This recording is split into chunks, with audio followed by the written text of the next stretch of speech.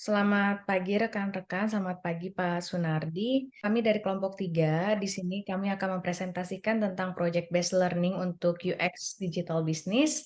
Dan di sini kami mengambil tema dari Regreen. Kenapa kita mengambil nama Regreen? Yaitu satu, Regreen itu berarti kembali hijau dengan cara re-nya itu reuse, reduce, dan recycle. Jadi kita gabung menjadi Regreen. Oke, lanjut. Untuk tim kami dari grup 3, untuk UX designernya dibantu oleh Bu Vika dan Pak John. Saya sendiri sebagai project manager plus UX designer. Nanti ada Pak Peri dan Bu Dewi sebagai UX research-nya. Lanjut, untuk kenapa sih tim kami itu mengambil tema recycle ini? Karena biggest concern kami itu adalah pengen mengelola sampah itu dengan baik, sehingga yang kita tahu kan sampah itu selalu menumpuk di TPA, tempat pembuangan akhir, yang akhirnya menumpuk, terus merusak lingkungan dan juga akhirnya mengganggu kesehatan. Kenapa ini penting? Karena seperti yang kita tahu, di Indonesia sendiri itu kan masalah sampah itu isu serius banget dalam keseharian kita. Karena setiap hari pasti, setiap menit, setiap detik itu pasti ada orang yang membuang sampah dan jutaan ton per tahun itu sampah yang menumpuk di TPA yang menyebabkan polusi, gas rumah kaca, dan mengganggu kesehatan serta ekosistem kita. Dan di sini datanya juga di tahun 2022 itu semakin meningkat dan kebanyakan merupakan sampah plastik dan sampah rumah tangga.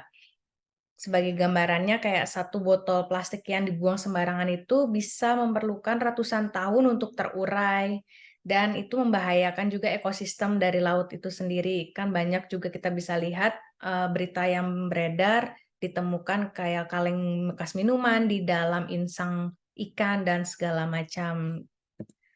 Lanjut, ini data-data dan artikel yang telah kami temui, yaitu tentang masalah darurat sampah di Indonesia. Terus Indonesia juga merupakan penyumbang sampah plastik kedua terbesar di dunia.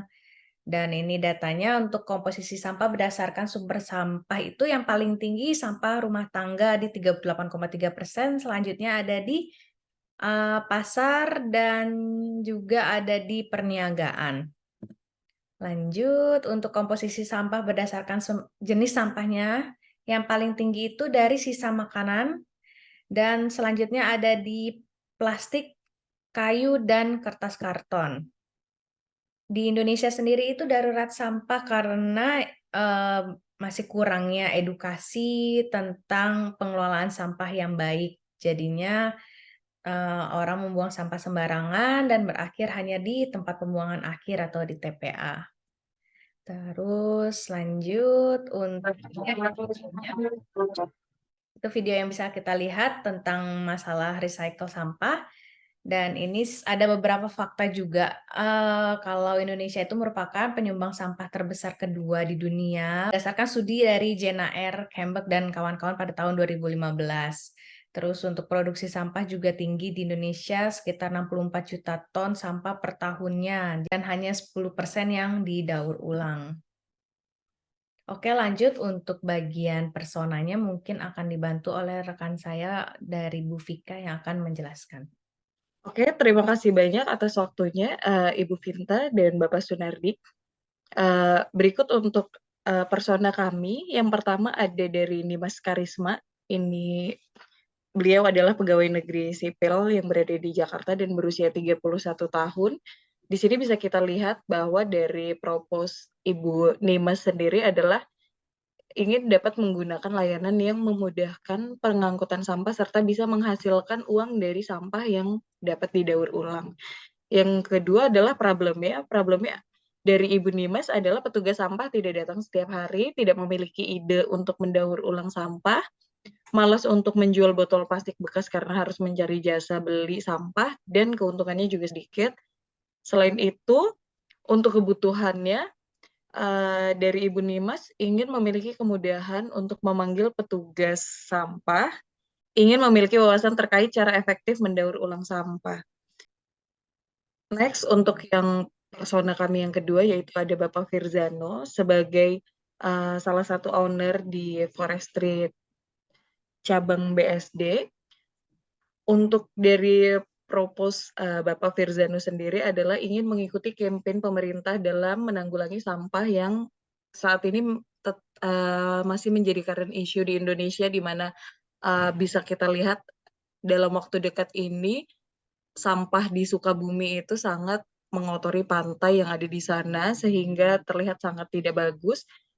Yang kedua, ingin membuat lingkungan yang lebih baik serta membuat kemasan cup yang lebih ramah lingkungan. Apalagi sebagai owner dari coffee shop, sampah plastik itu adalah sampah sehari-hari yang dimana itu sangat sulit untuk didaur ulang. Gitu. Yang kedua problemnya adalah bisnis coffee shop yang juga menyumbang sampah plastik di Indonesia dan ingin mendapatkan kemudahan dalam pengolahan sampah. Selain itu adalah penumpukan sampah di coffee shop membuat bau yang tidak sedap karena tidak diangkut setiap hari. Nah, needs-nya yaitu membutuhkan proses pengambilan sampah yang lebih cepat setiap hari dan juga membutuhkan aplikasi daur ulang sampah. Oke. Next, ini ada persona kami yang ketiga yaitu Ibu Hani Nurhaini selaku sales manager di BTV. Selain itu, beliau juga seorang ibu rumah tangga yang berdomisili di Jakarta. Untuk propose dari Ibu Hani Nurhaini sendiri, itu ialah menginginkan lingkungan yang sehat dan bersih, serta terhindar dari penyakit yang diakibatkan oleh penumpukan sampah di lingkungan sekitar. Yang kedua adalah berharap agar pemerintah provinsi lebih fokus terkait dengan permasalahan sampah yang menjadi momok bagi masyarakat agar terhindar dari makanan dan minuman yang tercemari oleh sampah yang mungkin dibawa oleh lalat. Dan ini masih bisa kita lihat ya, kadang di pasar-pasar yang mungkin mereka berjualan makanan di mana makanannya tidak tertutup oleh lalat dan itu menjadi hal yang mengerikan bagi kita yang aware tentang kesehatan dan juga kebersihan. Yang kedua, problemnya adalah banyak sampah yang menggenang di area perumahan karena masih merupakan jalur Sungai Ciliwung yang dikhawatirkan dapat menjadi banjir jika di musim penghujan dan juga menyebabkan penyakit. Untuk needs-nya sendiri, dari Ibu Hani membutuhkan cara agar mempermudah memproses sampah organik dan non-organik. Selanjutnya, persona kita ada Ibu Fitri Rusmayanti yang berusia 29 tahun dan berprofesi sebagai R&D Manager di PT Icitan Indonesia dan berdomisili di Tangerang. Dari Ibu Fitri sendiri memiliki propose menginginkan adanya pengumpulan sampah oleh masyarakat dan bank sampah yang terintegrasi dengan pendaur ulang. Yang kedua, berharap agar pemerintah memberikan fasilitas terkait pengetahuan dan pengolahan sampah dan juga inovasi dalam mengelola sampah. Untuk problem dari Ibu Fitri sendiri, ini banyak sampah yang tercampur lalu dibakar dan menyebabkan polusi udara dan bahkan sampah yang dibuang ke sungai dan juga saluran pembuangan mengakibatkan terjadinya banjir. Ini kurang lebih sama seperti Ibu Hani sebelumnya. Untuk needs-nya sendiri, Ibu Fitri membutuhkan cara agar masyarakat lebih memahami cara pengolahan sampah yang baik dan benar sehingga membantu pemerintah dalam menangani permasalahan lingkungan. Apalagi seperti kita tahu ya, bahwa dalam waktu dekat ini itu terjadi polusi udara yang sangat buruk di daerah Jabodetabek. Oke.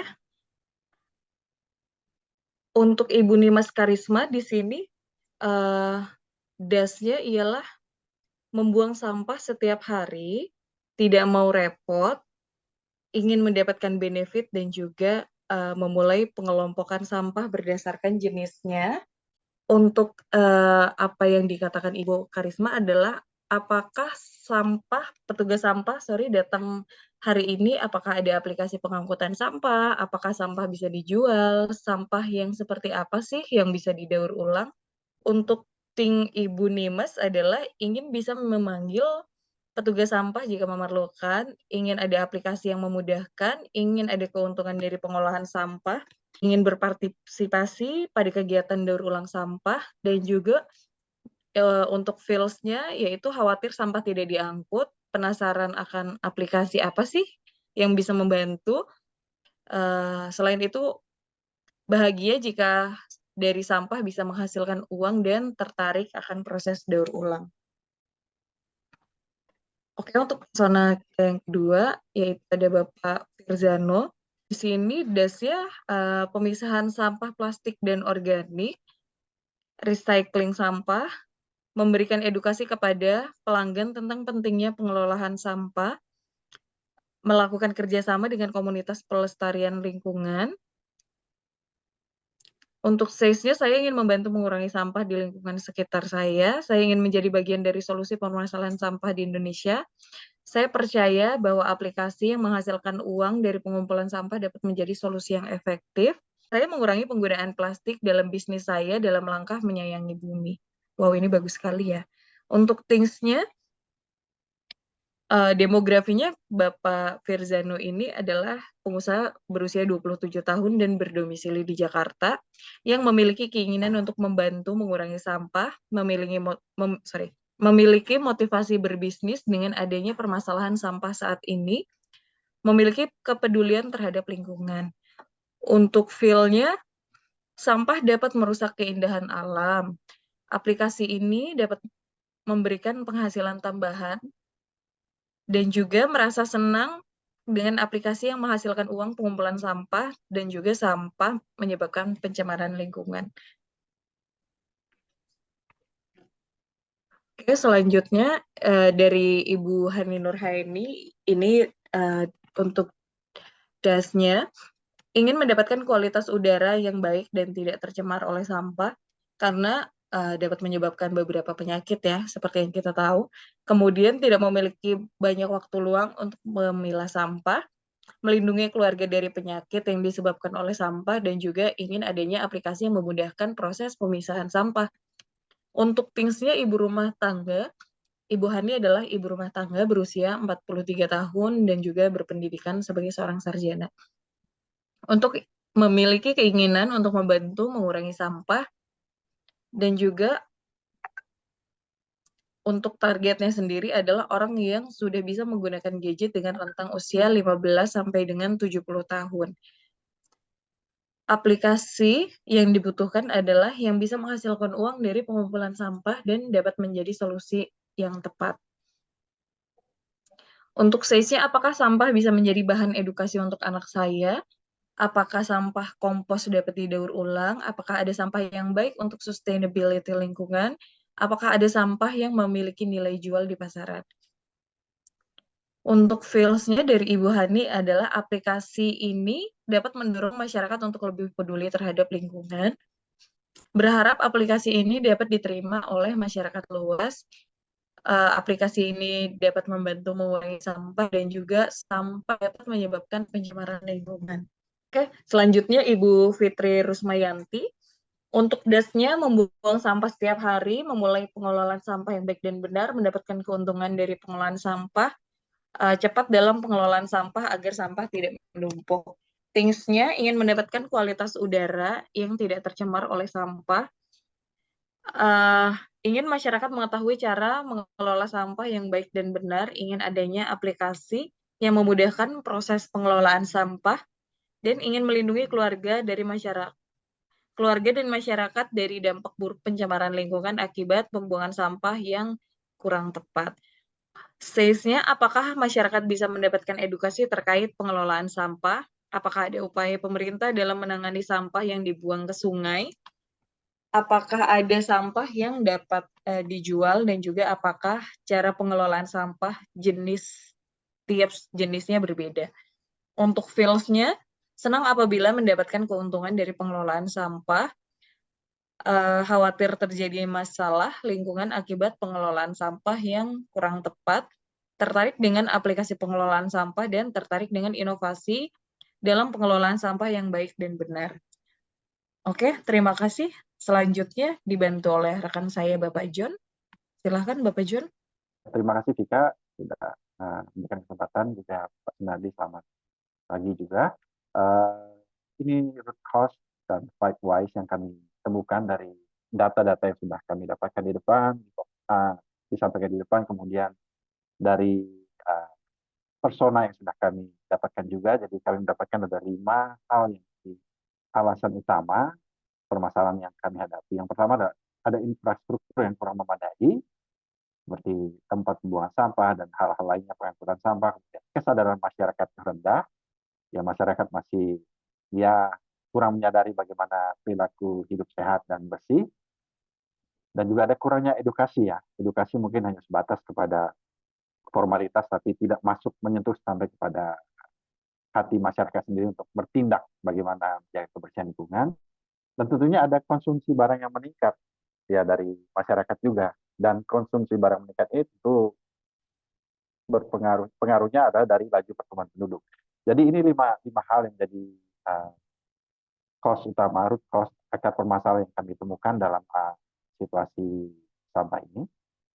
Dan sebelum kami masuk lebih jauh kepada apa yang akan kami lakukan, kami melihat harus memperhatikan dari komputer benchmark yang ada, dan kami ambil salah satunya adalah e-recycle. Jadi e-recycle merupakan sebuah aplikasi digital untuk proses penjemputan sampah terpilah berbasis teknologi. Sampah terpilah tersebut akan diganti berupa reward yang dapat didonasikan kepada LSM yang bekerjasama. Ya, untuk saat ini jenis sampah yang dikelola oleh e-recycle adalah plastik, kemudian kertas botol kaca, dan minyak jelantah. Jadi itu yang dikelola oleh e-recycle. Lalu melihat hal tersebut, akhirnya kami membuat sebuah pernyataan dari scamper kami. Dari substitute, kami ingin ada kumpulan sampah konvensional diganti dengan sistem aplikasi, kemudian pengolahan sampah dengan fitur edukasi lingkungan. Jadi tidak hanya mengambil, tapi ada edukasi di situ. Karena tadi kita rootnya adalah ada edukasi yang kurang. Kemudian pengolahan sampah di Indonesia dengan sistem pengolahan sampah di negara-negara maju ya. Kita harus mencontoh dari negara-negara luar ya, untuk bagaimana mengolah sampah dengan baik. Kemudian modify, aplikasi pengolahan sampah harus lebih mudah digunakan. Jadi tidak memperumit atau tidak menyulitkan orang untuk menggunakan aplikasi tersebut. Lalu put to other use, aplikasi digunakan untuk memantau perilaku masyarakat dalam mengolah sampah. Jadi tidak hanya kita mengambil, kemudian membuang, atau kemudian ada reward, tapi juga kita berusaha untuk memantau perilaku masyarakat dalam mengolah sampah. Eliminate, ya kita coba hapus biaya yang tidak perlu dalam pengolahan sampah ya. Biaya-biaya mungkin ya ada biaya kebersihan yang tinggi atau apapun itu, jadi coba bagaimana kita akan coba eliminate itu. Lalu reverse, ada daur ulang sampah jadi produk yang lebih bernilai. Ya, ini our solution. Dari solusi kami ada beberapa poin di sini. Jadi kita yang pertama pengolahan sampah anorganik jadi energi, lalu pemanfaatan sampah organik untuk menjadikan pupuk, lalu peningkatan kesadaran masyarakat, pengumpulan sampah dari masyarakat untuk diolah kembali, dan menyediakan bank sampah yang mudah diakses. Dari 5 our solution ini ada best solution yang kami simpulkan di sini, bahwa kami akan membuat sebuah aplikasi untuk penanggulangan sampah yang berfokus pada kemudahan dari penggunaannya, kemudian keakuratan dan keterlibatan masyarakat. Lalu aplikasi ini juga dapat digunakan untuk meningkatkan kesadaran masyarakat tentang pengelolaan sampah, serta memudahkan proses pengumpulan dan pengolahan sampah. Ya, intinya di sini bukan hanya sekedar mengambil sampah atau membuang sampah atau akhirnya ada reward yang dapat, tapi bagaimana di luar aplikasi ini juga akhirnya ada edukasi yang bisa kami lakukan. Ya, nama aplikasi yang kami ambil adalah putuskanlah Green. Ya, aplikasi yang bukan hanya memberi keuntungan finansial, tetapi melalui edukasi yang disediakan juga akan berkontribusi pada dunia yang lebih bersih dan ramah lingkungan. Dari user story, dari persona yang sudah kami dapatkan, bahwa ya ini, ya sebagai konsumen ingin mengurangi sampah yang ada supaya sehingga dapat bersih. Kemudian konsumen ingin mengetahui lokasi bank sampah di sekitar rumah sehingga mereka dapat membuang sampah di tempat yang tepat. Lalu konsumen ingin tersedia tempat pembuangan sampah sesuai dengan jenisnya sehingga memudahkan pemilihan sampah dan pengolahan sampah kembali. Dan konsumen ingin mengetahui jenis sampah yang dapat didaur ulang dan dapat berpartisipasi dalam daur ulang. Berikutnya, konsumen ingin mengetahui cara efektif untuk mendaur ulang sampah, kemudian sehingga jumlah timbunan sampah di TPA dapat berkurang. Yang terakhir adalah konsumen dapat mendapatkan informasi terkait sampah dalam bentuk artikel berita, kemudian mereka dapat menambah wawasan tentang sampah. Jadi di aplikasi juga ini juga harapannya kita bisa menyediakan informasi, artikel-artikel yang bisa digunakan sebagai edukasi untuk masyarakat, sehingga ya masyarakat lebih aware lagi, lebih paham lagi, dan mengerti lagi bagaimana perilaku mereka terhadap pengelolaan sampah ini. Ya, ini masuk kepada functional requirement yang kami kembangkan dalam aplikasi ini. Jadi ada registrasi, login, pelaporan sampah, jadwal pengolahan sampah, pelacakan dan penukaran poin. Jadi registrasi tentunya user mendaftarkan diri, dan petugas kebersihan juga bisa mendaftarkan diri. Lalu user dapat login dengan menggunakan username dan password. Lalu pelaporan sampah, ya untuk melaporkan sampah, jadwal, ya, petugas kebersihan dapat membuat jadwal pengumpulan sampah. Pelacakan di sini user dapat melacak status pengumpulan sampah yang telah dilaporkan. Yang terakhir adalah penukaran poin, user dapat melakukan penukaran poin. Jadi harapannya ada reward yang didapatkan oleh user dari pengguna aplikasi ini. Lalu non-functional requirement yang kami buat di sini adalah di keamanan. Jadi harapannya ya, tentunya ketika ada sistem yang berbasis aplikasi, tentu kita harus menjaga keamanan dari data pengguna ya. Jadi kita coba memberikan keamanan sendiri bagi pengguna ini, dari performa, mampu memenuhi kebutuhan pengguna dalam hal kecepatan dan responsivitasnya. Usability, mudah digunakan ya, friendly user. Jadi harapannya tinggal klik dan mereka bisa menggunakan. Portabilitas ya, maaf. Ada kompatibel di berbagai perangkat dan sistem operasi. Jadi mulai dari iOS, Android, dan ya mungkin kalau ada perkembangan lain bisa digunakan juga. Lalu scalability, dapat ditingkatkan kapasitas untuk memenuhi kebutuhan pengguna yang meningkat. Jadi inti di sini adalah tidak akan nge-lag atau hang ketika ada banyak pengguna. Jadi harapannya bisa digunakan dengan tingkat yang masif di sini. Lalu interoperability, jadi harapannya integrasi dengan sistem lain yang digunakan oleh pemerintah atau pihak terkait. Jadi harapannya aplikasi ini terintegrasi dengan aplikasi-aplikasi yang ada di luar, secara khusus dengan pemerintah. Ya, oke, demikian bagian dari pengembangan development dari aplikasi ini. Berikutnya saya silakan rekan saya Sinta untuk menjelaskan tahapan berikutnya. Oke, terima kasih Pak John. Sekarang saya akan melanjutkan untuk mengenai penjelasan tentang wireframe. Di sini untuk wireframe-nya itu terbagi jadi 9 ya. Ada onboarding screen, login, sign up, forgot password, home, notification, setting, my card, list items, profile, checkout, confirmation, dan back to home. Untuk lebih lengkapnya mungkin saya akan jelaskan langsung lewat prototipenya. Dari onboarding screen yang pertama, kita akan melihat logo dari Regreen sendiri dan nama Regreen. Selanjutnya, kalau kita klik di tengahnya, itu kita akan masuk ke onboarding screen yang kedua. Di sini kita menuliskan Hello Greeners. Greeners itu adalah sapaan untuk pengguna aplikasi dari Regreen itu sendiri. Lalu di bawahnya ada tulisan Ready to Change the World. Itu untuk kayak misi kami. Selanjutnya di sini kita bisa lihat ada tanda smile dan loading untuk onboarding screen yang kedua, dan ada logo Regreen yang di bawahnya. Selanjutnya di onboarding screen yang ketiga itu ada tagline kita, yaitu Cash in your trash, a greener way to earn. Jadi maksudnya aplikasi Regreen ini itu tidak hanya memberi keuntungan dari segi finansial, tapi juga berkontribusi pada dunia yang jadi lebih baik dan bersih serta ramah lingkungan. Serta kita tidak hanya mendapatkan uang, tapi kita juga memberikan dampak yang positif bagi lingkungan. Kalau kita tekan di sini ada next, tanda panah, selanjutnya kita akan masuk ke onboarding screen yang keempat. Di sini ada logo Regreen dan ada tulisan Let's Get Started. Kalau kita klik di sini kita akan masuk ke halaman login. Di sini login, balik lagi ada Hello Greener, sapaan untuk pengguna aplikasi. Kita bisa masukkan email dan password kalau misalnya kita sudah pernah membuat akun sebelumnya. Kalau belum, mungkin kita akan klik di create account. Kita masuk ke halaman create account. Di sini kita akan memasukkan data berupa nama, email, password, dan tanggal lahir. Kalau misalnya sudah punya, kita bisa klik di bagian login here, akan kembali ke halaman login yang pertama. Kalau misalnya kita belum punya, kita create account, nanti kita akan masuk ke sign up. Setelah sign up, kita akan diarahkan ke halaman utama. Oke.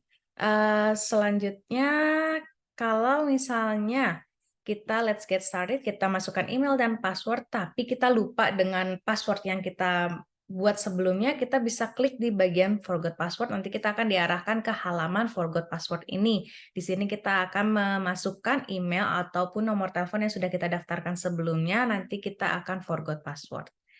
Nanti kita masukkan kembali, kita login dan masuk ke halaman utama. Nah, di halaman utama ini ada tulisan welcome, terus nama penggunanya, ini contohnya nama saya, Vinta.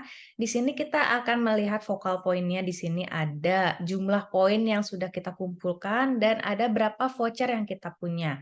Di bagian atas kita juga melihat ada logo notification, dan juga ada logo setting. Kita akan melihat dari logo notification sendiri, kalau diklik kita akan lihat seperti ini. Ini contohnya ada message yang masuk seperti untuk selesaikan misi, terus kita baru saja dapat tambahan poin, dan kalau sudah berhasil menyelesaikan misi kita akan bertambah ini poinnya. Kalau kita kembali ke back lagi, kita akan ke halaman utama dan kita coba untuk klik di bagian logo setting, kita akan diarahkan ke bagian general setting. Di sini ada untuk merubah mode tampilan, bahasa, terms condition, dan sebagainya. Kita kembali back lagi ke halaman utama, dan di sini ada focal point kedua tentang misi yang harus kita jalankan. Ini nanti kalau setiap kita menyelesaikan misi, logonya loading yang hijau sendiri ini akan penuh. Kalau misalnya sudah penuh, berarti misi kita telah selesai di level yang pertama, nanti akan lanjut ke level kedua, dimulai dari nol lagi.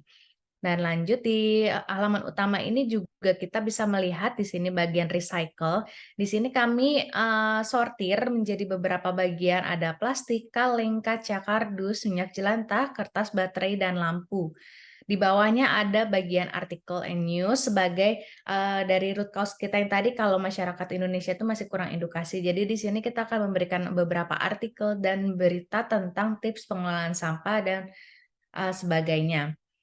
Di bagian bawah lagi kita bisa melihat ada logo home, card, dan profile. Oke, sekarang kita masuk, misalnya kita mau sebagai pengguna ingin merecycle. Kita misalnya contoh ke bagian plastik. Kalau kita buka di dalamnya akan lebih banyak lagi pilihannya. Plastik yang macam apa seperti botol kemasan, wadah makanan, tas plastik, deterjen, dan sebagainya. Misalnya kita ingin di rumah itu merecycle, kita punya botol kemasan, kita klik aja di sini botol kemasan, jumlahnya itu berapa, nanti kita kan langsung masuk ke halaman My Cart. Nah, untuk di sini misalnya botol kemasan kita itu minimal di 1 kilogram untuk pick up-nya. Jadi misalnya kita di sini mau recycle sebanyak 2 kilogram, nanti kalau mau nambah jenis sampah yang berikutnya bisa ditambahkan jenis daur ulang lainnya. Nah, di sini juga ada penjelasan tentang revenue yang akan kita dapatkan, poin rewards-nya sejumlah 6.000 dari total 2 kg tersebut, tapi kita ada admin fee-nya sebesar 10%, yaitu Rp600. Jadi, estimasi pendapatan yang akan kita dapatkan dari recycle 2 kg botol kemasan ini adalah sebesar 5.400. Nanti setelah itu kita akan ke pick up address. Di sini kita akan masukkan alamat. Nanti untuk pick up time-nya juga kita bisa atur sendiri mau di jam berapa sampah tersebut ready untuk di pick up. Lanjut lagi mau ke bagian kaleng kaleng susu. Misalnya di sini kita ada yang mau di recycle itu botol kemasan sejumlah 2 kg, kaleng susu di 4 kg, dan botol minuman di 3 kg dengan revenue totalnya semua 28.800. Terus kita proses, kita masuk ke bagian checkout items. Di bagian checkout items di sini kita akan melihat lagi konfirmasi untuk recycle items kita ada di botol kemasan 2 kg, kaleng susu 4 kg, botol minuman dan 3 kg, total semuanya itu di 9 kg. Pendapatan kita ada di Rp28.800 dengan pilihan alamat, penjemputan alamatnya di sini, dengan penjemputan jamnya di jam 3 sampai jam 4 sore, lalu kita confirm dan kita akan masuk ke bagian halaman confirmation ini kita telah menghasilkan 28.800 poin. Kita telah menyelesaikan, ditambah lagi 5 untuk lingkarannya masih di level 1, berarti kurang 2 lagi, 2 selesai lingkaran, kita akan masuk ke level 2. Kalau dan kita akan kembali ke menu utama, nanti kita bisa melihat ada penambahan poin sebelumnya yang tadinya ada di 16.000, ditambah yang poin tadi yang kita dapatkan, totalnya jadi 44.800 total yang kita punya dengan 2 voucher. Nah, voucher ini sendiri kita dapat tukarkan menjadi beberapa macam rewards, misalnya seperti potongan diskon dan segala macamnya. Terus kalau kita mau lihat di sini, klik di bagian profile, di sini kita bisa edit untuk profile picture kita, nama, terus pekerjaan kita apa, terus alamat email, alamat rumah, dan password. Bisa update profile di sini, dan kalau misalnya ini kita bisa logout kembali lagi ke halaman login. Untuk wireframe-nya seperti itu. Sekarang lanjut. Oke.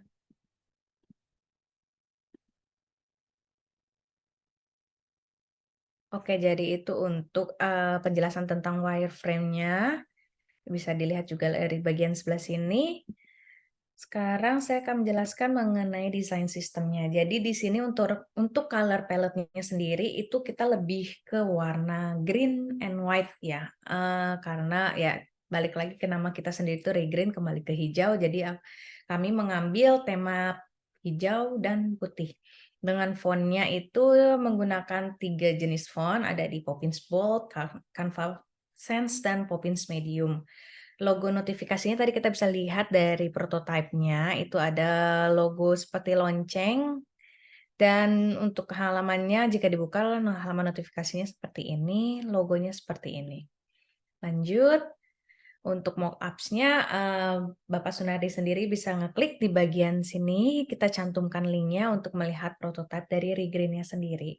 Ini untuk onboarding screen-nya dan ini untuk halaman utama kami. Terus lanjut untuk di bagian, kita akan membahas mengenai Gestalt Principle dari proximity-nya sendiri, yaitu proximity itu kalau kita ketahui itu adalah kedekatan setiap gambar dan teks yang menunjukkan bahwa ada keterkaitan antara satu sama lain.